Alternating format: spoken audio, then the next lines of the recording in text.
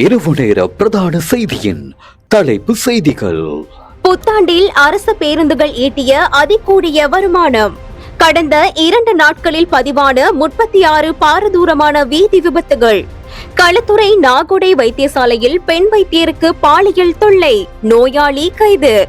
மகாபலி கங்கையில் நீராட சென்ற ஒரே குடும்பத்தை சேர்ந்த 3 மாயம். அழுத்தங்களுக்கு மத்தியிலும் கொள்கையில் இருந்து விலகாத ஈரான். செய்திகளை வாசிப்பவர் அரவிந்தன் பாலுபிரியா. புத்தாண்டு கால விசேட போக்குவரத்து சேவைகளை முன்னெடுத்ததன் மூலம் கடந்த 6 நாட்களில் 1 பில்லியன் ரூபாய் வருமானம் கிடைத்துள்ளதாக இலங்கை போக்குவரத்து சபை அறிவித்துள்ளது. அதன் தலைவர் சஜீவ நந்தன கனகரத்ன இன்று நடைபெற்ற ஊடகவியலாளர் சந்திப்பில் கலந்து கொண்டு கருத்து தெரிவிக்கும் போதே இதனை குறிப்பிட்டிருந்தார். புத்தாண்டுக்காக தமது சொந்த ஊர்களுக்கு சென்ற பொதுமக்களுக்காக வழங்கப்பட்ட விசேட பேருந்து சேவைகள் மூலம் இந்த வருமானம் ஈட்டப்பட்டுள்ளதாக குறிப்பிட்டிருந்தார். 13 மற்றும் 14ஆம் தேதிகளில் மாத்திரம் கொழும்பு தேசிய வைத்தியசாலையில் 36 பாரதூரமான வீதி விபத்துக்கள் பதிவாகியுள்ளன.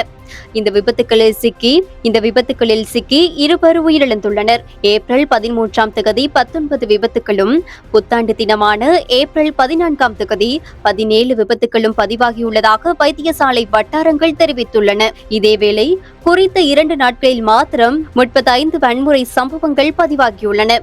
ஏப்ரல் 13ஆம் தேதி 14 மோதல்களும், நேற்று முதல் இன்று காலை வரையுமான காலப்பகுதியில் 21 மோதல்களும் பதிவாகியுள்ளதாக குறிப்பிடப்பட்டுள்ளது.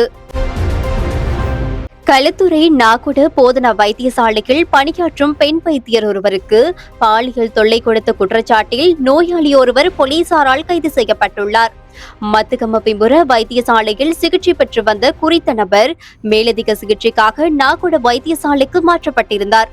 அங்கு தங்கி சிகிச்சை பெற்று வந்த நிலையில் கடமையில் இருந்த பெண் வைத்தியர் அவரது இரத்த அழுத்தத்தை பரிசோதிக்க சென்ற போது அந்த நோயாளி அவருக்கு பாலியல் தொல்லை கொடுத்துள்ளார்.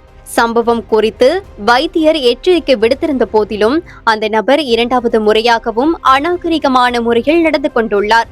இந்நிலையில் பாதிக்கப்பட்ட வைத்தியர் வழங்கிய முறைப்பாட்டை அடுத்து களுத்துறை போலீசார் சந்தேக நபரை உடனடியாக கைது செய்துள்ளனர். எனினும் அவருக்கு தொடர்ச்சியான மருத்துவ சிகிச்சை தேவைப்படுவதால் அவர் போலீஸ் பாதுகாப்பின் கீழ் வைத்தியசாலையிலேயே அனுமதிக்கப்பட்டிருந்தார். கைது செய்யப்பட்டுள்ள சந்தேக நபர் இன்றைய தினம் களுத்துறை நீதவான் நீதிமன்றில் முன்னிலைப்படுத்தப்பட்டுள்ளார்.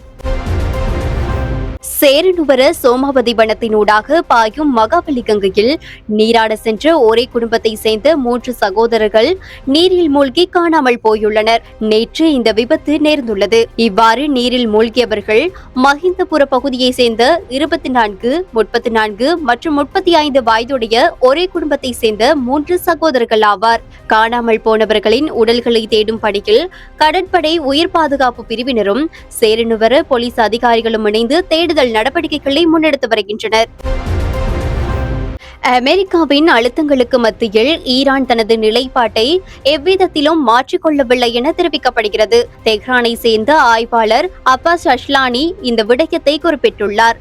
தமக்கு எதிராக தொடுக்கப்பட்டுள்ள போரின் பின்னணியில் இந்த நெறிமுறைகளை தங்களால் செயல்படுத்த முடியும் என்று ஈரான் நம்புவதாக அவர் கூறியுள்ளார். ஹோர்முஸ் நீரிணையில் அமெரிக்கா புதிய முற்றுகையை தொடங்கி ஈரானின் கொள்கைகளை மாற்றியமைக்க வேண்டும் என்று அமெரிக்கா அழுத்தம் கொடுக்க விரும்புகிறது. ஆனால் ஈரான் தமது கொள்கையை மாற்றிக்கொள்ளப் போகிறது என்பதற்கான எந்த ஒரு அறிகுறியும் அல்லது சமிட்சையும் ஈரானிய தரப்பிலிருந்து இதுவரை தென்படவில்லை எனவும் அவர் வலியுறுத்தியுள்ளார். உறுதிப்படுத்தப்பட்ட உண்மை செய்திகளை உடனுக்குடன் தெரிந்து கொள்ள ஆயுள் மீடியாவை ஃபாலோ செய்யுங்கள்.